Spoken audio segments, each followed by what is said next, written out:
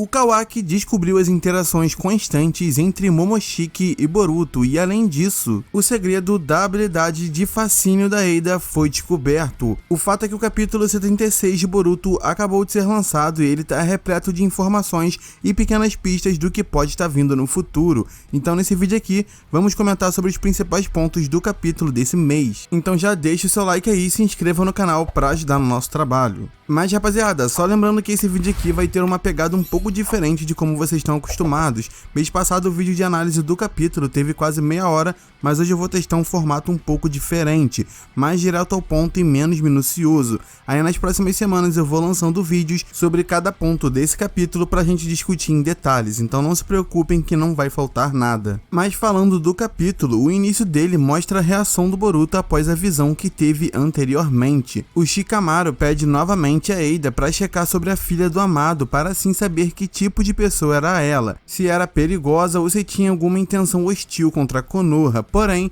a Eida responde que ela era uma pessoa comum e muito diferente da Delta, sua clone. E aí o amado fala algo bem intrigante, ele questiona o Shikamaru e pergunta se estava pensando que ele queria revirar e derrubar o mundo ninja de alguma maneira, afirmando que era só um cidadão comum e não um ninja. E assim, existem muitas teorias sobre as verdadeiras intenções que o amado pode ter. Ele já afirmou há muitos capítulos atrás que não era um ninja e sempre tenta passar uma imagem de que é apenas uma pessoa qualquer, sem representar qualquer tipo de ameaça. Porém, conhecendo a forma como o amado sabe manipular e contar meias verdades, as chances dele estar tramando algo bem pior do que apenas reviver a filha é bem grande, principalmente quando ele esconde informações importantes, como a verdadeira origem do fascínio e até a forma sorrateira que ele costuma agir. Considerando que ele aparenta amar a filha mais que tudo, ao ponto de querer trazê-la de volta à vida, seria natural que o amado quisesse alterar o próprio sistema ninja, principalmente após ele conhecer do que os Otsutsuki são capazes, podendo fazer coisas além das de que um humano pode fazer.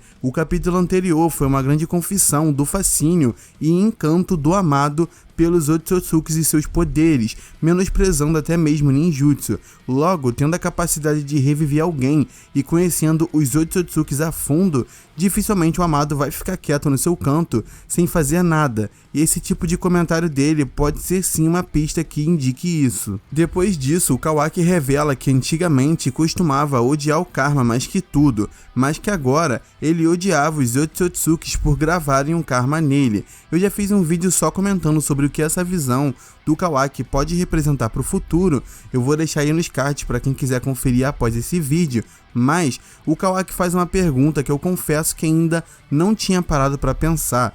Ele pergunta ao amado se quando a sua filha voltasse à vida por meio do seu próprio karma, se ela não iria voltar como uma nova Otsutsuki ou algo do tipo. E mano, isso até que faz sentido, pelo que o amado explicou no capítulo anterior, ele colocou os dados da sua filha no karma artificial do Kawaki. Dessa forma, ele só precisa marcar alguém, no caso, um corpo que o próprio amado vai preparar para trazer a sua filha de volta à vida.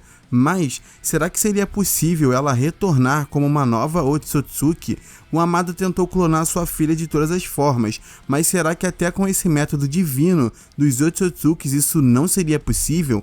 Como os dados da Akebi estão no karma do Kawaki, será que isso não pode influenciar na ressurreição da própria filha do amado, alterando as suas características originais? Dessa forma, ainda assim, seria impossível reviver alguém na sua forma exata, mesmo com o método do karma. Pode ser que no final esse selo só sirva para reviver Otsutsukis, e isso é algo que eu comentei em um vídeo passado, que seria muito provável de nem o karma conseguir reviver a filha do amado, não como ela era exatamente em vida, já que se funcionasse, ele iria descobrir uma forma de reviver qualquer um que esteja à beira da morte, só preservando seus dados, como ele fez com a sua filha, e aí pronto. Então seria frustrante para ele se nem isso funcionasse, levando o personagem aos seus limites. E olha, isso não é difícil de acontecer, pois após o Kawaki fazer essa pergunta pro amado, ele começa a se entristecer e afirma que é a sua última opção, e até fala que não dá para saber com certeza a resposta para essa pergunta, já que não há precedentes do que eles vão fazer. Claro que essa pergunta feita pelo Kawaki pode ser um indício de que, quem sabe, o amado não queira trazer a sua filha de volta, mas de uma forma mais avançada, ou seja, menos suscetível a enfermidades, que foi o que a levou à morte. Como eu disse, o Amado no capítulo anterior mostrou toda a sua admiração aos poderes e habilidades Otsutsukis e o tal domínio dos deuses, que vão além de tudo que os humanos podem fazer. De repente, Amado pode querer trazer a sua filha de volta com características próximas ou exatamente iguais às de um Otsutsuki, como o Boruto e o Kawaki, que já são Otsutsukis, mas possuem uma aparência comum, com a única diferença de que os seus corpos já são Otsutsukis. Dessa maneira, Amado pode querer realmente usar todo o conhecimento e poder do clã para trazer a sua filha de volta de uma forma que ela não seja mais afetada pelas fraquezas humanas, como doenças não tratáveis, e assim, Amado nunca mais correria o risco de perdê-la novamente. É uma possibilidade, enfim. Mais pra frente no capítulo, Aida exige a presença de mais garotas na casa, após a discussão entre Boruto, Kawaki e Daemon.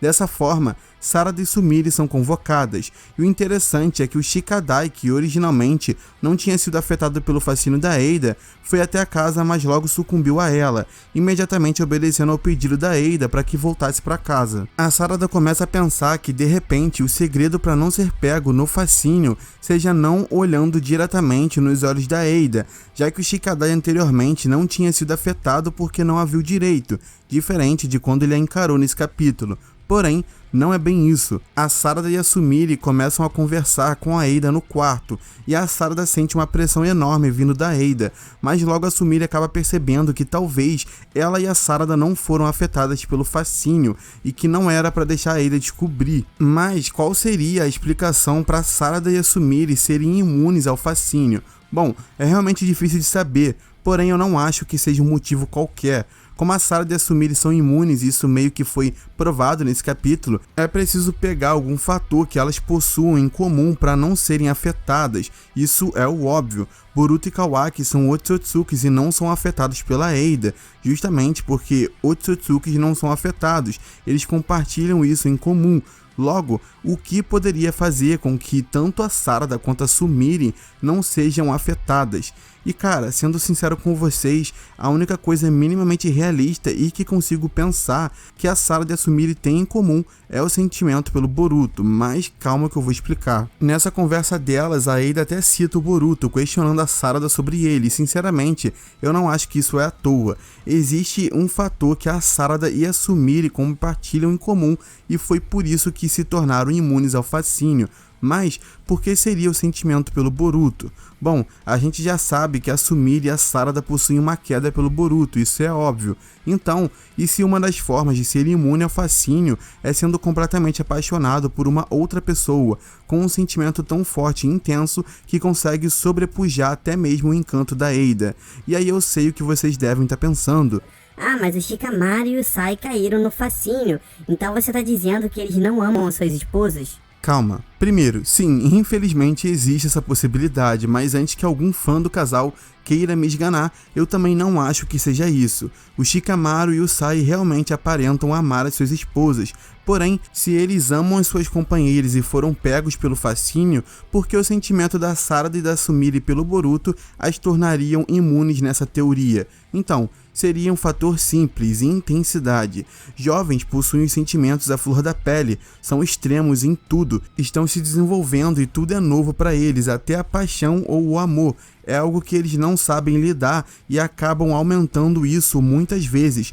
Tudo é levado ao extremo. Pode ser que, por serem muito jovens, os sentimentos da Sarada e da Sumire pelo Boruto sejam muito intensos e à flor da pele, simplesmente porque elas são jovens e ainda não sabem lidar com isso, ou seja, não conseguem estabilizar esse sentimento. Elas tentam esconder, se envergonham, tentam reprimir ou até mesmo desconversam sobre. Isso é nítido na obra, o que vai acumulando toda essa carga dentro delas, diferente dos adultos, que geralmente são pessoas mais maduras, que já conseguiram atingir um nível de mais estabilidade emocional, conseguindo colocar para fora tudo que sentem pelas suas respectivas parceiras. Logo, não é como se o Shikamaru ou o Sai não amassem as suas esposas, mas que por eles já terem amadurecido, estabilizado emocionalmente e colocado tudo que sentem pra fora, já tendo até filhos com as suas amadas, talvez o sentimento deles seja algo mais estável e menos à flor da pele, menos intenso como um jovem sente. O amor é um sentimento mais profundo e estável, a paixão é uma parada mais intensa. Então, pode ser que pessoas jovens que têm um sentimento descontrolado e reprimido por uma outra pessoa sejam imunes ao fascínio da Ada. O sentimento pode ser tão reprimido e tão forte para um jovem que consegue sobrepujar até mesmo o encanto da Ada. É uma possibilidade. Se você parar pra pensar, a Sumire já perguntou pra Sarada sobre o que ela achava do Boruto. Elas nitidamente compartilham esse sentimento em comum. O próprio Boruto foi citado pela Ada nesse mesmo capítulo, mano. Enfim, essa é a minha aposta no momento.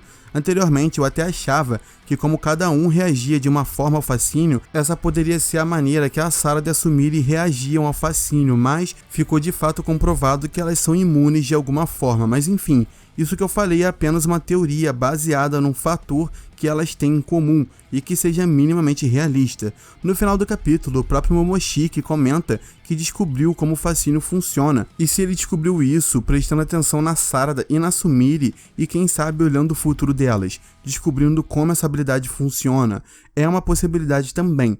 No final do capítulo, Kawaki descobre sobre as interações entre Boruto e o Momoshiki e pede para ele sair, o que pode já resultar naquela situação da visão do Boruto, pois se o Kawaki for tentar forçar o Momoshiki a sair, uma luta pode começar imediatamente. Eu teorizo e comento sobre isso no vídeo que eu vou deixar na tela final. Mas enfim, galera, comentem aí o que vocês acharam do capítulo e qual a teoria de vocês do porquê a Sarada e a Sumire são imunes ao fascínio. Qual o fator que elas compartilham que fazem elas serem imunes? Comentem aí a opinião de vocês. Não se esqueçam de se inscrever no canal e deixar o like, mano, isso ajuda muito. Tem muita gente que assiste o vídeo, curte, né, gosta do vídeo, mas acaba não curtindo e não deixando o like. Então deixa o like aí porque isso ajuda muito, beleza? Nas próximas semanas eu também vou lançar mais vídeos sobre esse capítulo. A gente vai discutir sobre outros pontos do capítulo em vídeos próprios. Então não se preocupem porque eu vou falar sobre tudo que rolou nesse capítulo em detalhes em próximos vídeos. É isso, valeu pra quem assistiu até aqui, fui!